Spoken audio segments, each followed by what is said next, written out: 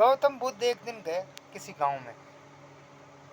तो उन्होंने, हुआ क्या, कोई गाली देने आया था। क्या देने आया था? गाली।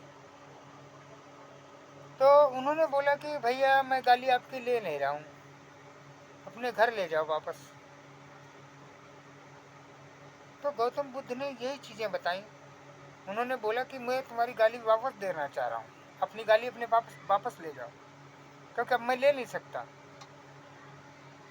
तो बहुत लोग आते हैं मुझे गाली देते हैं, कहते हैं कि यार तुम तो ऐसे हो वैसे हो, फलाना है ढमका है, गाली देते हैं।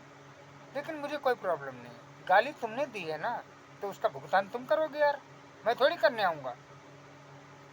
गाली तुमने दी है तो तुमको भी गाली मिलेंगी। मैंने फूल बरसाए होंगे तो मुझे फूल मिलेंगे।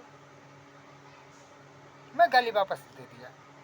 और फिर एक दिन मैंने बताया कि मैंने बोला भैया, गौतम बुद्ध ने ये भी बताया था कि मिठाई वापस दे दी जाती है, उससे अपने घर ही मिठाई कोई बांटने आता है, तो अगर कोई नहीं लेता तो कहाँ ले जाते हैं? तो बोले अपने घर ले जाते हैं। तो मैंने बोला गाली भी मैंने वापस दे दी, वापस दे दी। मैंने बोला बेटा अपनी घर, गाली अपनी घर लेके जाओ।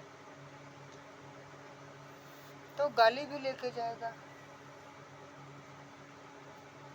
मिठाई भी लेके जाएगा।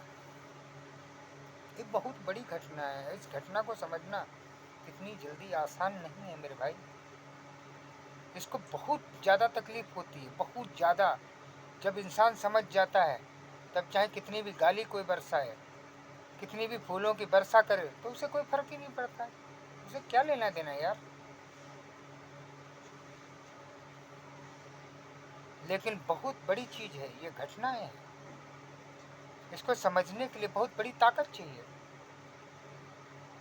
इतनी बड़ी ताकत शायद मैं बोलता हूँ कि एक्सपीरियंस के बाद में ही आ पाती है।